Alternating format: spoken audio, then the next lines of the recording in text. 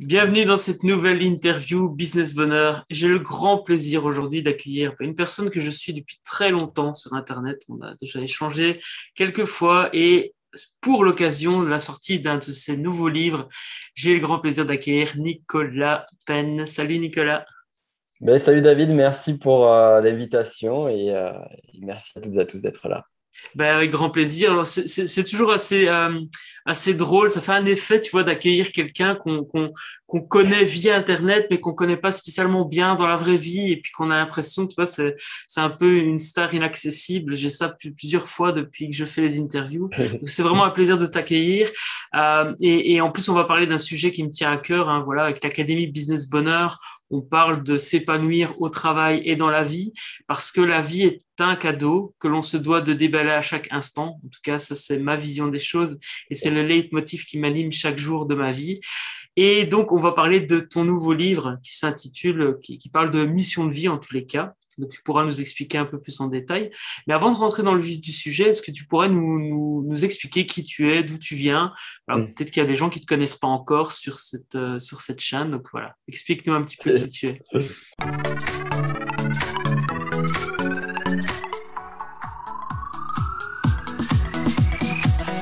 C'est fort probable. Écoute, je m'appelle Nico Penn. J'aime bien me définir comme un passionné de connaissance de soi.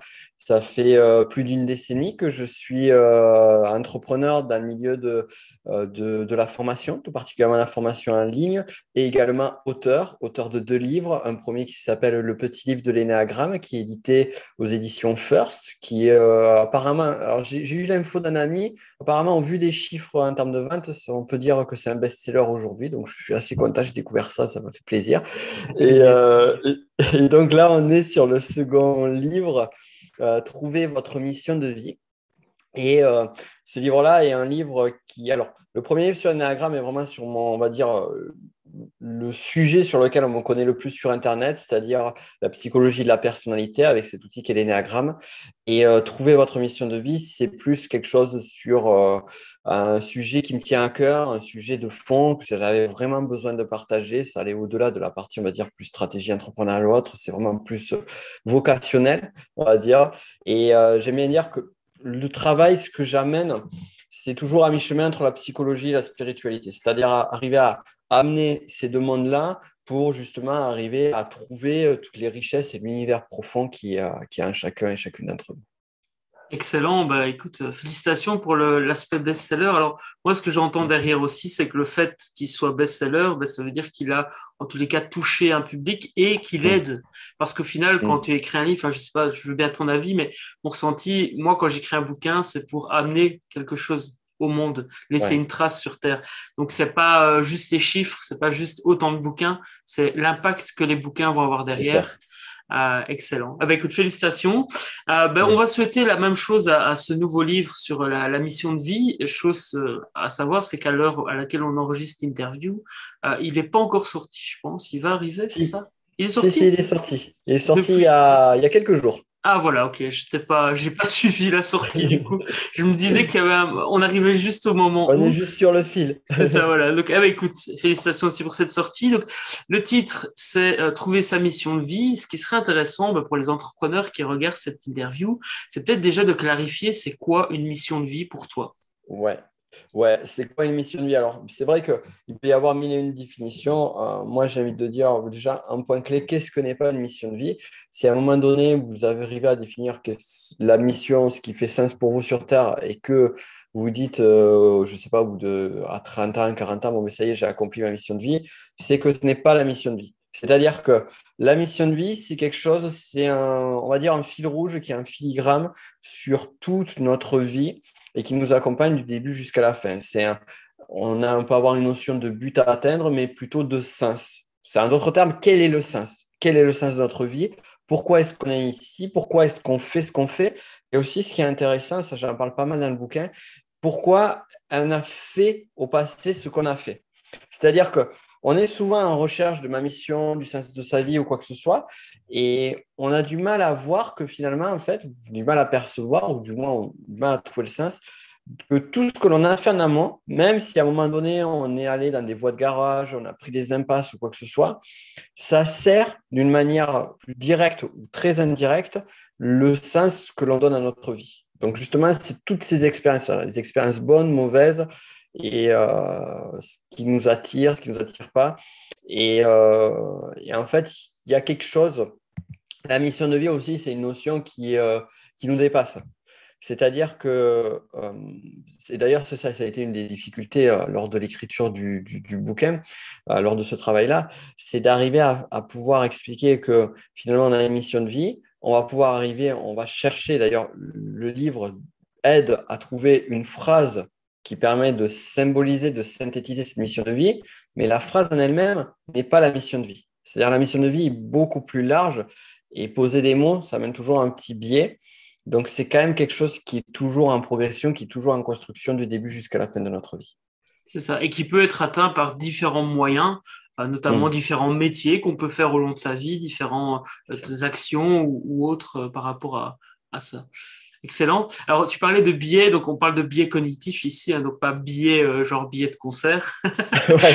parce que c'est vrai qu'à l'oral, c'est pas forcément évident. Donc là, on parle de biais cognitifs. Ce serait peut-être intéressant que tu nous expliques pourquoi, du coup, c'est important d'avoir conscience que le fait de mettre des mots sur sa mission de vie peut amener à un biais cognitif. En fait, c'est plus le. Il y a plusieurs choses. Déjà, il faut garder en tête que on n'a pas la maturité ultime sur le sens de notre vie. On l'aura au moment où on sera juste au pied de notre tombe, j'ai envie de dire. Et donc, il y a ce problème. Ça paraît un peu macabre, mais ce n'est pas du tout l'idée.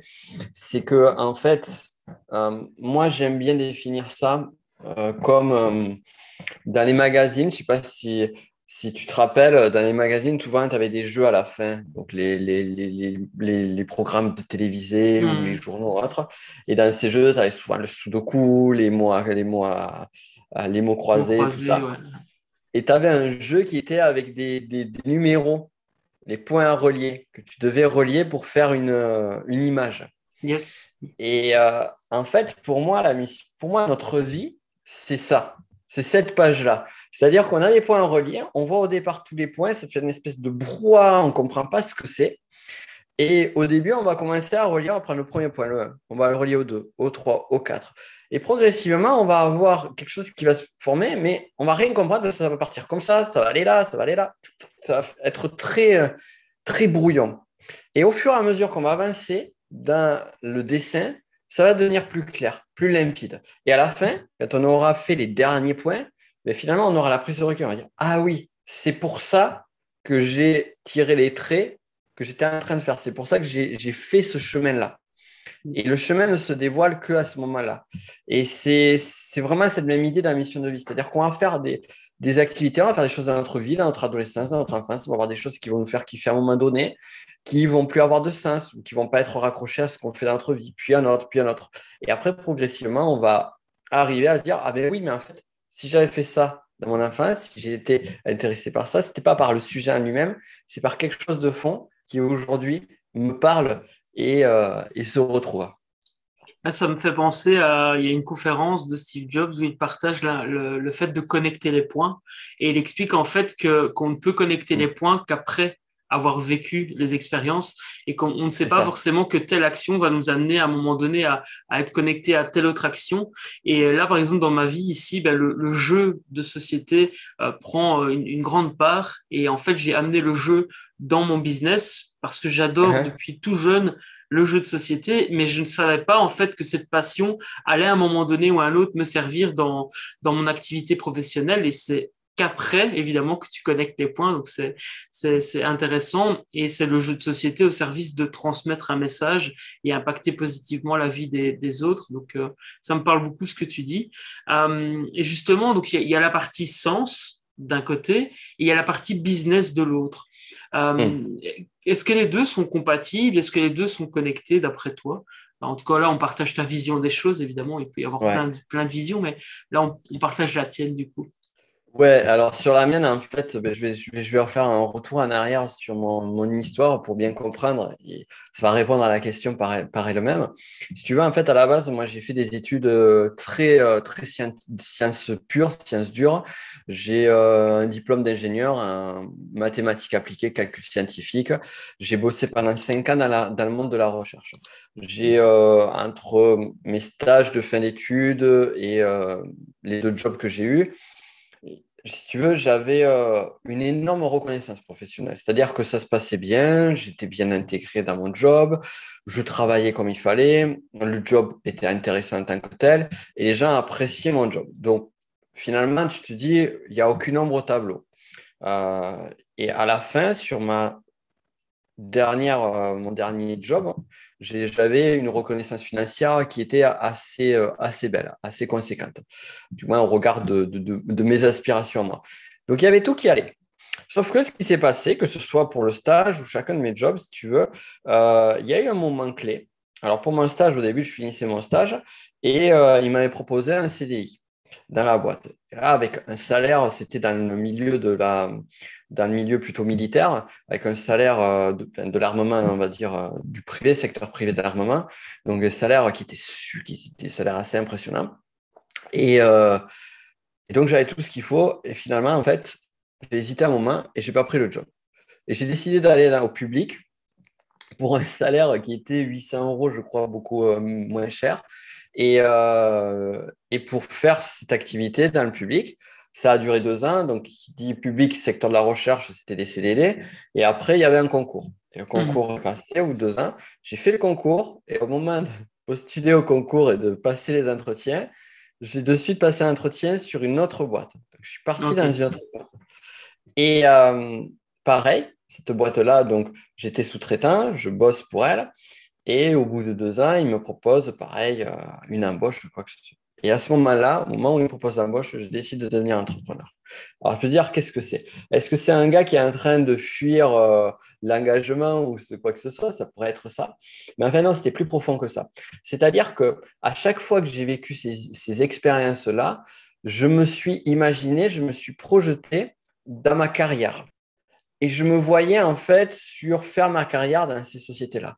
Et je me disais, mais je ne peux pas faire ma vie, je ne me vois pas faire toute ma vie dans ces conditions-là, qui étaient pourtant des conditions, on va dire matériellement parlant, exceptionnelles, ou du moins pour certaines d'entre elles.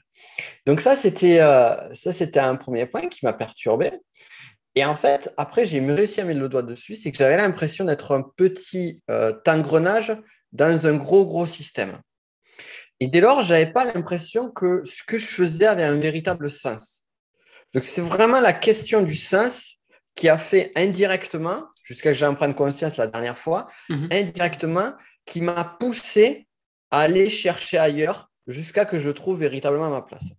Et donc, quand je me suis lancé en tant qu'entrepreneur, comme beaucoup d'entrepreneurs, je me suis lancé pour différentes raisons. Tout d'abord, parce que tu as une espérance financière qui peut être super intéressante.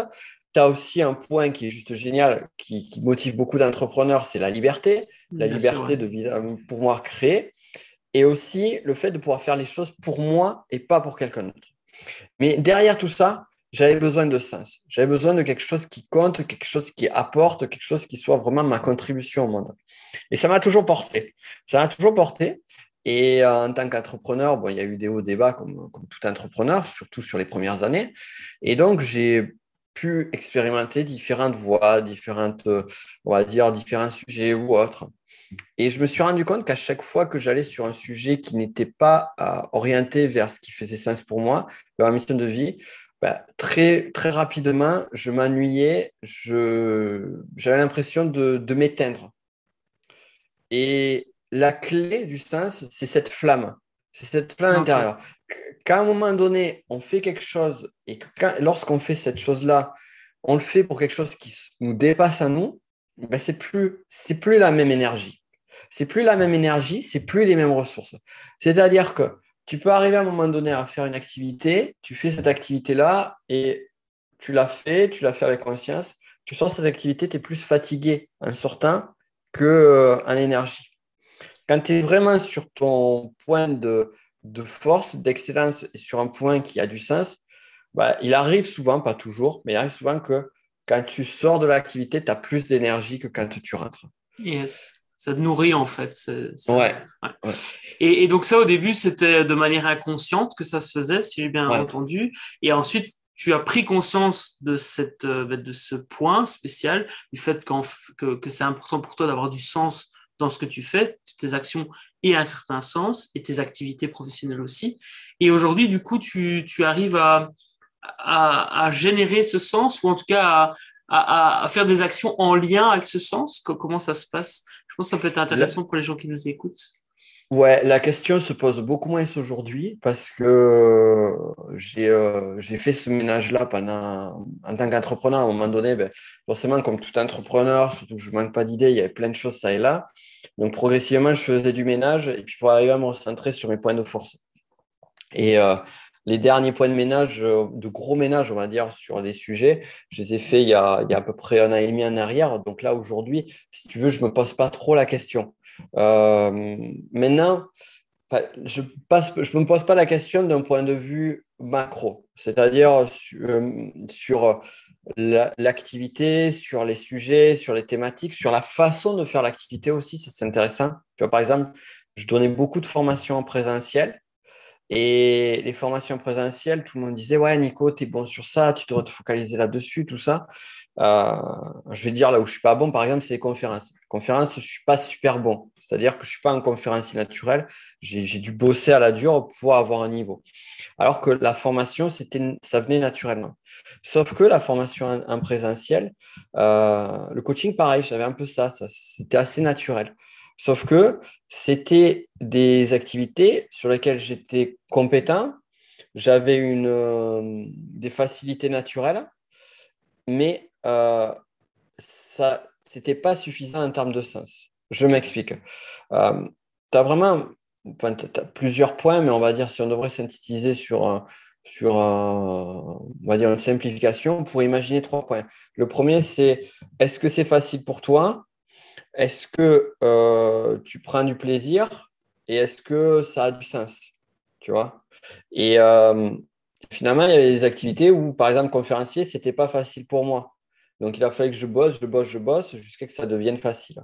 Quand une activité est facile pour soi, bien évidemment, quelqu'un qui a un talent sur un sport en particulier, par exemple, quelqu'un qui est fort au foot, s'il ne bosse pas derrière, eh bien, il ne sera jamais joueur professionnel. Ouais, bien Bon, sûr, oui. je ne pas sous-estimer la partie travail. Mais à un moment donné, tu peux avoir le talent sur un truc et puis finalement, ça te nourrit pas. Donc ça, c'est le second point. Moi, j'avais du talent. Par exemple, le coaching, j'avais du talent, mais au bout d'un moment, ça me fatiguait, ça ne me nourrissait plus. Donc, je laissais tomber. La formation, j'avais du talent, mais ça me nourrissait, mais j'étais frustré. Et j'étais frustré parce qu'en fait, dans ma mission de vie, j'ai besoin de faire quelque chose qui ait un impact fort. Et le fait d'avoir une formation avec 5 élèves, 10 élèves, ben, finalement, je n'avais pas l'impression de pouvoir Au toucher niveau impact, véritablement. c'était pas le Ouais. plus impactant. Ouais, ok. Et ça, c'est très personnel. Je tiens à insister là-dessus aussi. C'est très personnel parce que j'ai croisé aussi dans mon entourage des personnes qui n'ont pas cette notion d'impact. C'est-à-dire que ça ne fait pas partie de leur mission de vie et qui vont prendre un plaisir énorme sur du coaching, par exemple, sur du one-to-one. Parce que c'est l'enjeu, ça va être de la personne à la personne. Moi, c'est de moi au groupe, pour être plus large. C'est ça, ouais, tout à fait. Et donc, ça veut dire que la personne qui nous regarde aujourd'hui, elle peut se poser ces 3 questions, tant de niveau Ouais. méta qu'au niveau action précise. Donc, Oui, voilà. ces 3 points sont importants. Donc, toi, voilà, qui regarde cette vidéo, à cette interview, ben, n'hésite pas à te poser, à te poser ces questions.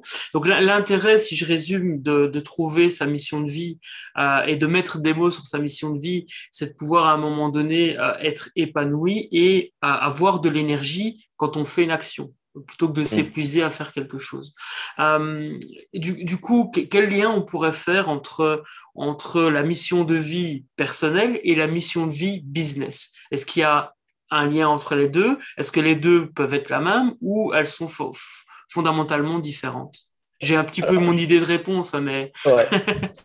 Alors, je ne sais pas si je vais aller dans ton sens forcément, parce que pour moi, c'est pas forcément, ça peut ne pas forcément être le cas. Je m'explique. C'est-à-dire que, par exemple, il peut y avoir des personnes qui peuvent être, leur mission de vie est très connectée à leur famille. Donc, finalement, le métier en lui-même va nourrir la mission de vie qui est liée à la famille. Mais finalement, ça peut être n'importe quel métier, ça n'aura pas forcément grande importance. Parce que le cœur, le sens de ce qu'ils veulent faire, de ce qu'ils doivent faire, c'est autour du cocon familial. Donc, ça, c'est un type de mission de vie qui peut être présent. Dans mon cas, et dans le cas, je pense, de beaucoup de personnes qui nous écoutent, tout particulièrement au regard de ton audience, c'est clair qu'il y a probablement un grand lien entre la mission de vie et l'activité. Et moi, pour moi, très honnêtement, mon activité me permet de vivre, m'aide à vivre, à assurer on va dire, le confort de mon foyer, de ma famille. Mais au-delà de ça, elle est là, mon activité est là pour nourrir ma mission de vie. Donc, c'est mon activité professionnelle et un moyen vers une fin. Et c'est pour ça, tu sais, que je te disais au début, au début de l'émission, c'est sur ce livre-là, en fait, c'est vraiment une des rares fois dans mon activité professionnelle où j'ai commencé à travailler dessus vraiment en mettant totalement de côté la partie financière. C'est-à-dire que j'ai fait le livre en me disant, c'est pas le plus important. Ce qui est important, c'est ce que ça va apporter, la trace que ça va laisser, la trace que va laisser ce livre-là. Et c'est une approche qui est très différente. Mais c'est une approche que je n'aurais pas pu faire il y a 3, 4 ans en arrière. Si tu veux écrire Ok. écrire des bouquins, ça fait un moment. Ça fait déjà en 2015, je dis, il faudrait que je me remette à écrire des bouquins. Et j'ai attendu finalement 2019 pour m'y remettre véritablement. Parce qu'il y avait d'autres choses à gérer, on va dire, plus de façon concrète, de façon pratico-pratique, plus de façon matérielle sur l'activité. Et maintenant que j'ai, on va dire, ce confort au niveau de l'activité, ça permet de nourrir ça. Mais en même temps, pendant tout le process, ce que je faisais allait dans ce sens-là. Et après, en fait, c'est un peu comme différents niveaux sur lesquels tu vas avancer, un peu comme dans les jeux vidéo ou autres. Et en fonction de chaque niveau, on va avoir différents outils, différentes compétences, différents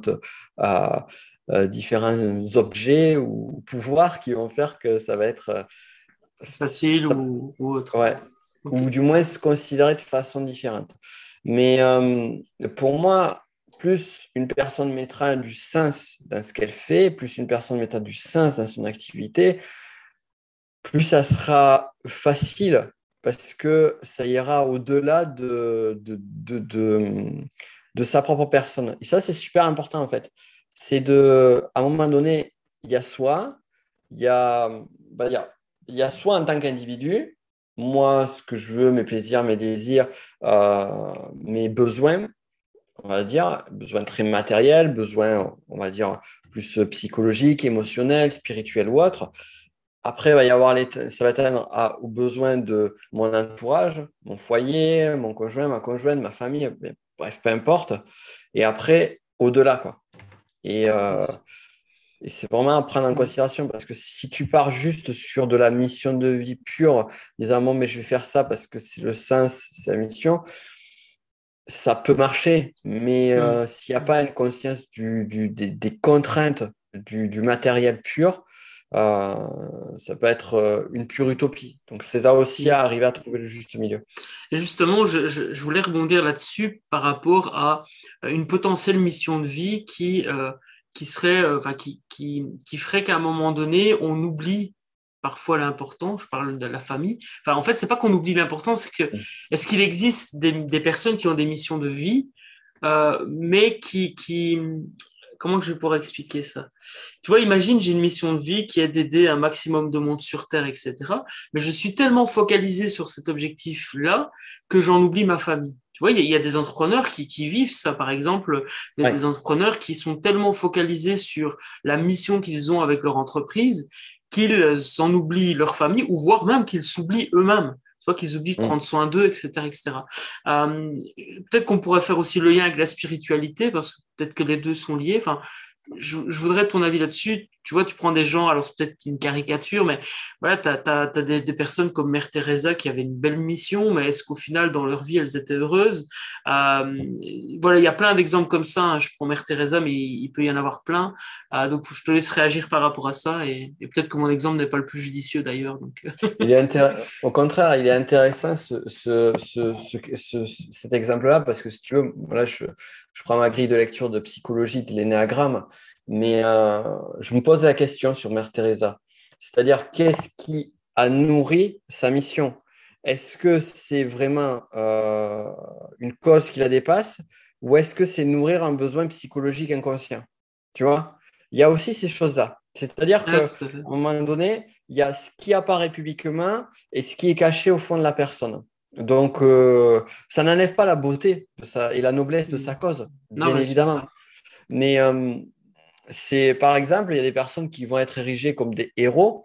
Tu vois, on peut voir aujourd'hui, dans l'époque moderne, ça va être des grands entrepreneurs, ça va être du Steve Jobs, du Elon Musk et consorts. Et là où il y a quelques siècles en arrière, c'était plus des philosophes, des écrivains. Là où quelques siècles Mm. encore en arrière, c'était des conquérants ou autres. Donc, bon, c'est toujours contextuel à la société. Toujours est-il que, est-ce que cette personne, je la vois comme un héros ou héroïne? Je la vois parce qu'elle évoque, elle fait vivre vraiment, mais est-ce que c'est vraiment l'intention de la personne? Est-ce que l'intention de la personne, c'est pas juste une recherche, une quête de pouvoir, une quête de satisfaction personnelle Mm. ou ce Ah, genre de bien sûr. choses-là, tu vois? Donc j'ai un peu fait de digression sur la question. Non, on va Mais en je vais, parler de... Ouais. Ah, vas-y, mais je te... ouais, ça me revient, pardon, excusez-moi. Mais pour en revenir à ce que tu disais par rapport à les entrepreneurs, je crois à un moment donné que, alors c'est peut-être un peu dur ce que je vais dire, mais ça se passe d'un point de vue inconscient, c'est des choix qui sont faits. C'est-à-dire qu'à un moment donné, si tu sacrifies ton être ou ta famille pour ton business, c'est qu'inconsciemment, il y a un choix qui a été fait qui a apporté plus de valeur, pas au business en lui-même, mais aux valeurs qui sont nourries par le fait d'être dans cette activité-là. Ça peut être la reconnaissance, la notoriété, la liberté ou la mission derrière. Donc, c'est là aussi. Mais je crois que c'est important justement de vraiment voir. Tu me dis par exemple, c'est super intéressant puisque une personne va faire son business, sacrifier sa famille, ses amis, tout son entourage pour pouvoir aider un maximum de monde, mais au final, il n'aide pas forcément les personnes qui sont les plus proches. Tu Ouais, c'est vois? ça, tout à fait. Donc, Ah ouais, c'est. c'est un paradoxe. C'est pour ça que je me posais la question par rapport à la spiritualité, parce que tu vois, Hmm, pour moi, la spiritualité, c'est quelque chose qui est plus grand que moi. Et tu vois, in fine, par exemple, je vais prendre l'exemple de l'écriture et je vais donner, enfin, ouais, je vais faire un parallèle avec ça. C'est que, bon, déjà, quand un auteur écrit, il le fait certes peut-être pour aider, mais moi je sais que quand j'écris, je le fais aussi pour satisfaire mon ego. Tu bien vois? sûr. Donc évidemment, je le fais pour aider, mais je sais en même temps que ça nourrit un besoin de reconnaissance et une envie de satisfaire mon ego. Et par rapport à la spiritualité, pour moi, quand j'écris, je considère en fait que je suis juste un catalyseur qui Hmm, transforme un peu tout ce que j'ai vécu et tout ce que l'univers a pu m'apporter, je le transporte sur le papier pour le communiquer à un maximum de monde. Mais tu vois, c'est quand même des choses plus grand que soi. Et hmm. enfin voilà, moi c'est ce que moi je mets derrière la spiritualité. Et du coup, je me pose la question, est-ce que la mission de vie est forcément en lien avec quelque chose de plus grand que soi? Hmm. Alors, c'est super que tu aies donné cet exemple-là parce que ça va me permettre justement de pouvoir donner quelque chose de plus, on va dire, plus tangible par rapport à ça. Euh, Surtout le fait d'avoir évoqué l'ego. En fait, ça, j'en parle justement sur le bouquin, c'est un des points importants avant de passer sur les exercices pour trouver sa mission de vie ou quoi que ce soit. C'est déjà une notion. Alors, il y a plusieurs modèles, entre guillemets, je dirais, puisque tout est des simplifications de phénomènes qui nous dépassent. Mais l'un que j'aime, c'est une séparation en trois qui est d'un côté la partie corporelle, donc notre corps, la partie psychique, donc la partie psychique qui est liée à la partie émotionnelle, l'inconscient, le conscient, euh, qui est lié aussi à notre ego. Là, on va retrouver notre ego, l'ego qui a besoin d'assurer notre survie psychologique, physiologique. Parce qu'il y a une très mauvaise connaissance de l'ego. On a tendance à dire, si on écoute de façon très basique certains concepts philosophiques, religieux ou spirituels, de dire il faut casser l'ego. Mais en fait, ça ne veut pas dire ce que les gens ont tendance à croire. Ça ne veut pas dire étouffer l'ego. Ça veut dire le dépasser. Et donc, je vais en venir à un troisième point. Il y a la partie psychique dans laquelle se trouve l'ego. Et moi, j'aime bien parler de la troisième partie qu'on va appeler, certains l'appelleront l'esprit, mais pas l'esprit dans le sens mental, l'esprit ou l'âme. On va l'appeler l'âme. Et il y a vraiment ces trois parties de l'être qui sont l'être corporel, l'être psychique et enfin l'être spirituel. Et l'être spirituel qui est connecté à quelque chose de plus fort que lui. Et pour moi, l'âme, la mission de vie, elle se joue au niveau de l'âme. Elle se joue au niveau de l'âme, mais bien évidemment qu'il y a la partie de l'ego, la partie du psychisme qui est présente et qui justement est aussi un lien, puisque tout est lié, tout est interconnecté. Donc, il y a un lien entre les deux et c'est le vecteur qui va faire sortir les choses. Et on le sent souvent quand on fait quelque chose, qu'on a cette sensation, cette flamme intérieure, on sent que ça nous dépasse, on sent que c'est au-delà de soi. Et je dirais même que parfois, la notion de qu'est-ce que ça nourrit à moi et qu'est-ce que ça nourrit aux autres, ces questions-là ne se posent même plus. Parce que c'est tellement, ouais, c'est tellement, ça nous dépasse tellement que finalement, en fait, je sais pas, je dirais ça n'a pas de sens. Ouais, Et après, on va le rationaliser. ça n'a plus d'importance en tous les cas à ce Ouais, niveau-là. Ouais. c'est ça. Okay. Et après, on va le rationaliser en disant oui, ça va nous aider à nous, oui, ça va aider les autres. Mais il y a aussi ce point-là, c'est que moi, j'ai beaucoup minimisé, parce que je pense que c'est aussi lié à nos univers, nos secteurs d'activité. J'ai beaucoup eu tendance à minimiser le fait de mes intérêts à moi. C'est-à-dire à dire, bon, mais ça va servir les autres, ça va pouvoir aider les uns les autres et tout ça. Et je pense qu'il y a énormément de rationalisation. Parce qu'au final, il ne faut pas oublier qu'on a nos besoins psychologiques à nourrir qui sont importants. Et c'est l'équilibre vient justement de savoir nourrir à sa juste mesure chacun de nos besoins psychologiques sans forcément basculer sur des besoins égotiques très forts, tout en arrivant à faire cet équilibre et la spiritualité. Et la spiritualité, justement, elle doit ça. Excellent, ben, merci pour ce partage. Ça m'amène à un sujet que j'avais envie d'aborder avec toi, alors sens-toi libre d'en parler ou pas, c'est l'argent. Je pense que tu n'auras pas de problème à en parler, mais je vais expliquer pourquoi ça me semble important de parler de ça, surtout si on parle de mission de vie. En fait, on a parlé de plusieurs choses et je me rends compte que dans les personnes que j'accompagne, au niveau de l'Académie Business Bonheur, il y a un point qui revient systématiquement, c'est l'argent. Je parle notamment avec des personnes qui ont un côté artiste, tu vois, ils se considèrent comme artistes. Il y a d'autres personnes qui se considèrent comme spirituelles. Et tu vois, quand tu travailles dans ces domaines de la spiritualité ou de l'artiste, eh bien, la notion d'argent, ben, c'est pas, ouais, non, je suis artiste, moi, je peux pas gagner ma vie, ou bien la spiritualité et l'argent, ça va pas ensemble. Pourtant, si on veut aller au bout de sa mission de vie, l'argent est un extrêmement bel outil. Voilà, qu'est-ce que tu auras envie de partager par rapport à ça? Qu'est-ce que tu auras envie peut-être de dire sur ce sujet-là? Donc, c'est pas vraiment une question, c'est plus, voilà, je te laisse libre choix de dire ta manière de penser ou ce que tu as envie de partager sur ce sujet qui me semble quand même important pour justement vivre épanoui au travail et dans la vie. Alors déjà, j'ai deux contre-exemples qui me sont venus en tête naturellement sur spirituel, mais rejeter l'argent ou artiste et rejeter l'argent.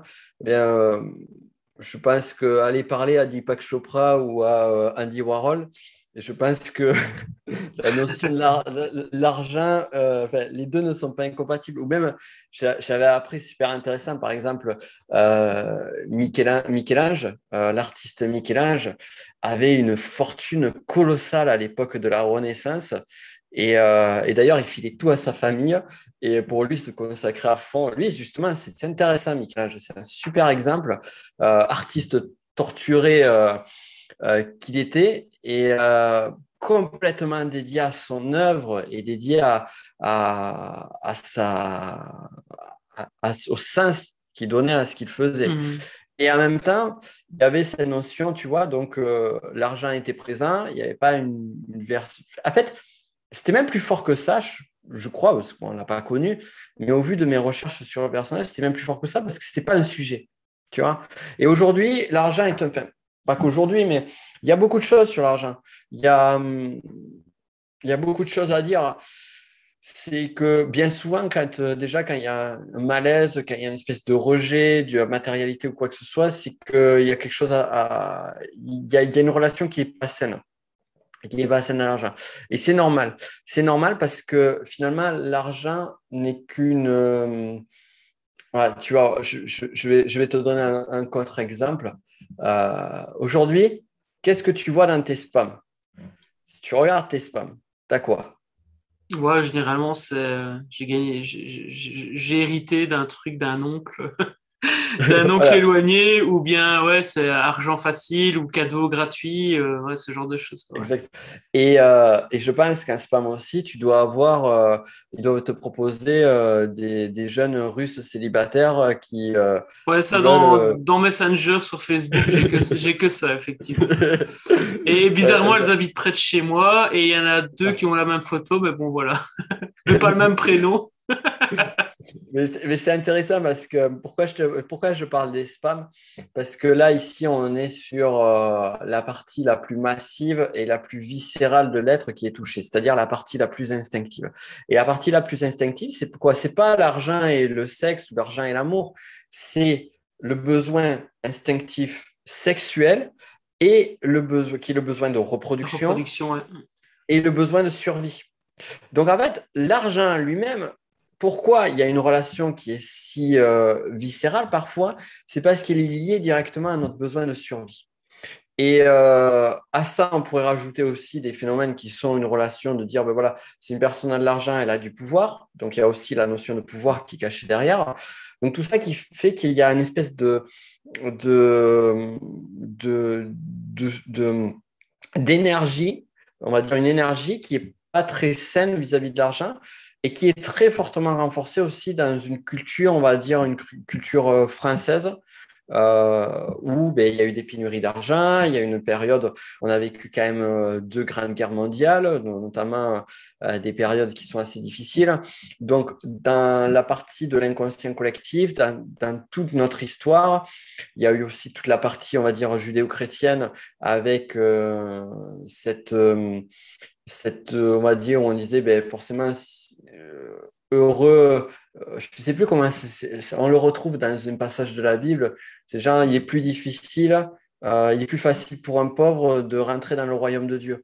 Ouais, des choses comme ça, bien sûr. Et Et même c'est, dans les et films, j'ai regardé hier une vidéo de Cédric Anissette qui partageait le fait que dans les films, la majorité des méchants sont des riches et la c'est ça, majorité des riches sont c'est vrai, méchants. Et c'est c'est vrai qu'il y vrai. a, tu vois, il y a toute cette culture qui nous inculque que l'argent est mauvais ou quand tu as de l'argent, tu es quelqu'un de mauvais. Mm. Bah, du coup, c'était pour illustrer, mais je t'ai coupé. C'est un super exemple, c'est un super exemple. Et qui sont très liés culturels. Alors après, on va dire de l'autre côté, effectivement, les États-Unis sont plus décomplexés vis-à-vis de l'argent et tout ça. Déjà, c'est vrai et c'est faux, parce que c'est pas forcément une généralité. Et de deux, c'est pas forcément, on n'a pas forcément besoin d'aller d'un extrême à l'autre. C'est juste déjà de se reconnecter avec cette énergie de l'argent, de se reconnecter. Moi, j'aime bien cette notion de dire que l'argent, d'un point de vue spirituel, c'est une énergie. C'est une énergie et c'est toujours cette notion de qui est le maître. Et tant qu'on va avoir une relation de répulsion à l'argent, c'est le maître qui a l'argent. Tant qu'on va Mhm. avoir une énergie aussi à la Picsou d'avarice de l'argent, eh bien, c'est le maître qui va l'argent. Et c'est le maître Et qui il y a la sera. peur du manque aussi, le fait. Enfin, Ouais, je la crois que peur, l'avarice, c'est la peur du manque. C'est quand t'as totalement. vécu dans les dettes, bah, étant plus jeune, soit avec tes parents, soit toi-même, t'as créé des dettes, bah, Ouais. ça te met dans un état d'esprit de peur, peur du manque. Moi, j'avoue, je fais un travail énorme par rapport à l'argent ces dernières années et j'ai encore beaucoup de chemin à faire, je pense. Et c'est pour ça aussi que j'en profite. Hein, je pose la question par rapport Ouais. à égoïstement, je pose la Mais question non, parce que mais ce sujet m'intéresse, je pense que ça va intéresser plein de monde, quoi. Ouais. On pourrait en faire carrément une interview Une autre complète autour interview, de ouais, ça. tout à fait. Parce que typiquement, moi, c'est pareil. Je viens d'une famille où il y a une relation qui est très compliquée à l'argent. Pas parce que mes parents manquaient d'argent, mais parce qu'ils pensaient, ils croyaient manquer d'argent. Et en fait, ça vient des générations précédentes, qui sont des générations après-guerre. Moi, si tu veux, mon grand-père, il était berger et bûcheron, quoi. Donc, Mm. il essayait de ramener les choses. Et j'ai découvert un truc super intéressant. J'ai découvert il y a une semaine de ça, en recherchant les registres de famille, tout ça, que mon arrière-grand-père ne savait pas écrire. Ah, Et en fait, quand tu réfléchis, tu dis, bon, vu de l'époque et tout ça, ça peut faire sens. Moi, ça m'a marqué, ça m'a vraiment touché, ça. Ça m'a vraiment touché. Et, euh, et c'est là où finalement, on se rend compte que aussi, on, on amène avec nous des bagages qui viennent du passé, qui sont liés à cette, qui sont liés, oui, à ce qu'ont vécu nos parents, à ce qu'ont vécu nos grands-parents.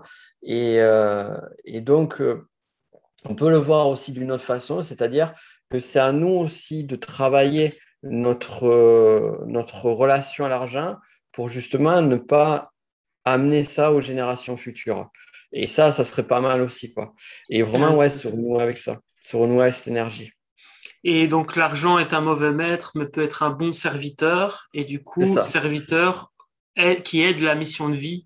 Et la exactement. boucle est bouclée par rapport à l'interview. Peut-être juste pour terminer, sur quel point, sur lequel des trois points dont tu parlais tout à l'heure, c'est-à-dire l'être corporel, l'être psychique et l'être spirituel, sur quel point ce serait idéal, d'après toi, de travailler en premier si on a un problème de relation par rapport à l'argent? Peut-être qu'il n'y a pas d'ordre, hein, peut-être que c'est les trois, mais Mm. Alors, pour que la sur le personne qui matin, regarde cette interview se dise, OK, c'est là que je dois commencer peut-être à chercher une sur solution, le quoi. corps, sur le corporel, je pense qu'il y aurait des choses à faire, mais c'est vraiment pas mon domaine d'expertise. Tu vois, par exemple, je sais qu'il y a des méthodologies comme la Gestalt thérapie qui travaillent sur des mouvements du corps ou sur ce genre Mhm. de choses-là, qui Il y a permettent de travailler l'EFT là. aussi, je pense, qui pourrait peut-être aider. Ouais, Ouais. sur le FT, exactement, exactement. Donc, après, sur la partie psychologique, la partie liée à l'ego et psychique, voilà, il y a plein de choses, hein. Tu prends des outils de PNL, d'hypnose, ce genre de choses-là. Mhm. Et après, sur la partie, moi, c'est vraiment la partie spirituelle qui m'a aidé vis-à-vis de l'argent. C'est vraiment ça. Et tout particulièrement, j'avais lu je ne sais plus comment ça s'appelle, les lois spirituelles de l'argent. Il y a de Deepak Chopra, quelque chose comme ça. C'est OK. Deepak Chopra argent. Il y a les lois spirituelles succès sur l'argent. Et ça m'avait aidé. Et de me reconnecter en fait à cette notion de l'argent qui est une énergie. Qui est une OK. énergie.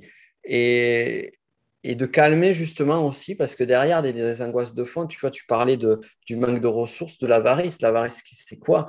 C'est la peur de ne pas avoir suffisamment de ressources. Donc derrière, il y a à travailler aussi cette partie qui peut se faire d'un point de vue des croyances, donc d'un point de vue psychologique, mais d'un point de vue spirituel aussi. Dire voilà, cette énergie-là, elle est en abondance et c'est sûr, des fois, elle arrive, elle rentre et sort. Et d'ailleurs, jamais couper un canal. Ça, c'est intéressant aussi d'un point de vue spirituel par rapport à l'argent.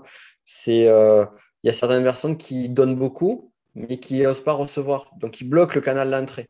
Le canal... Et il y en a d'autres qui reçoivent beaucoup, mais qui ne donnent pas de l'autre côté. Je te donne un exemple. Je ne sais pas si on a 2 minutes. Je vais te donner un Oui, bien exemple. sûr. C'est il est décédé aujourd'hui, un voisin qui, euh, qui vivait, mais vraiment très chichement. Il avait sa maison et sa bagnole, ça faisait 15 ans qu'il avait et ça lui faisait mal au cœur quand il a dû changer sa voiture. Il s'est acheté une remorque, il essayait d'acheter la remorque la moins chère pour sa voiture. Il était toujours en train. Et quand il y avait, c'était à l'époque, c'était il y a 20 ans en arrière, il recevait la lettre du compte bancaire qui arrivait chez lui tous les mois. C'était sa sœur qui vivait avec sa sœur nous racontait. Ils étaient en train de manger, le facteur arrivait, il amenait la lettre, il prenait la lettre, il arrêtait de manger, il laissait le repas sur la table, il rentre, il allait dans son bureau et il était en train de compter si tout était OK. Ce Waouh. type est mort millionnaire. Il avait des terres sur tout le village, il avait deux, trois baraques et il n'a jamais profité de l'argent. Il n'a jamais profité de rien. Et en fait, il était tout le temps dans cette énergie de stress, d'avarice jusqu'à la fin de sa vie et finalement de tristesse et de malheur parce que, Mm. il y avait cette relation qui était très conflictuelle à l'argent. Et à l'époque où je te parle de toutes ces histoires-là, de ces petits exemples, il était déjà millionnaire, quoi, le type. Ah ouais, tout à fait. Et Il en plus, s'appelle... ce type de comportement peut amener aussi à attirer les mauvaises personnes à soi, des C'est personnes ça. qui veulent profiter, etc. Alors qu'au final, on peut effectivement, il aurait pu en profiter et vivre plus heureux, quitte à avoir un peu moins d'argent sur son compte. Après, on n'est pas du tout dans le jugement, mais c'est clair que ça me rappelle ce dicton qui est par rapport au, je crois que c'est on est tous égaux dans le tombeau ou quelque chose comme ça. Enfin, Mm. sous-entendu que t'as beau être millionnaire ou pauvre, à la C'est fin de ça. ta vie, ça change rien. Ça Tu veux pas change la... peut-être pour les gens qui restent, mais ça change, pour toi, ça change pas grand-chose. Et c'est vrai que c'est intéressant. Et bah, écoute, je t'ai coupé. Je sais pas si tu voulais dire quelque chose d'autre par rapport à ça. Ouais, je veux juste, pour finir la petite histoire rapidement, c'est en fait, lui, il est mort seul. Donc, tu disais les relations de ça. Lui, c'était vraiment quelqu'un qui vivait un vieux célibataire. Et après, tout l'héritage est parti chez les neveux, les nièces, les neveux, nièces lointains. Et comme tu dis, enfin, finalement, ça n'a amené que souffrance, quoi. Que souffrance, Hmm. isolement. Ah, tout à fait. Et en plus, bah, ça fait le lien, et puis on clôturera là-dessus avec le transgénérationnel. Mm. Imagine l'énergie que cet argent que les familles vont recevoir, enfin, que la petite famille, les neveux, les oncles vont recevoir. Est-ce que l'énergie va être positive ou pas? Enfin, moi, je sais qu'il y a des choses, peut-être des personnes allez, dans mes arrière-grands-pères ou autres. Il y a des choses à aller voir aussi, hein. Tu parlais tout à l'heure Mm. de toi, ton grand-père ou ton arrière-grand-père. Donc, il y a le transgénérationnel aussi qui peut aider à les constellations familiales ou des outils comme ceux-là qui Tout à peuvent fait. aider à ce niveau-là. Super Donc, ben, intéressant. j'ai été ravi. On a parlé beaucoup on a quand même pas spécialement parlé de business aujourd'hui, mais pour moi, c'était important. C'est vrai. Et je savais de toute façon, en tout cas, je me disais bien que le business serait en second plan aujourd'hui, mais je pense que c'est quand En même fait, important. je vais être, je vais dire le contraire, en fait, si tu veux, indirectement, pour être un petit peu provocateur. Non, en fait, on n'a parlé que de business ici. C'est-à-dire Ok. qu'en fait, on n'a parlé que de business parce qu'on n'a pas parlé de business. On n'a pas parlé du côté très pratico-pratique, du côté très concret. On est allé sur des sujets de fond. Et si ces sujets de fond sont vraiment travaillés, sur ces sujets de fond, tu vois, la relation à l'argent, le fait de donner du sens à ce qu'on fait, en fait, toute la partie, on va dire, stratégie technique ou autre, c'est secondaire. Parce que les solutions vont arriver.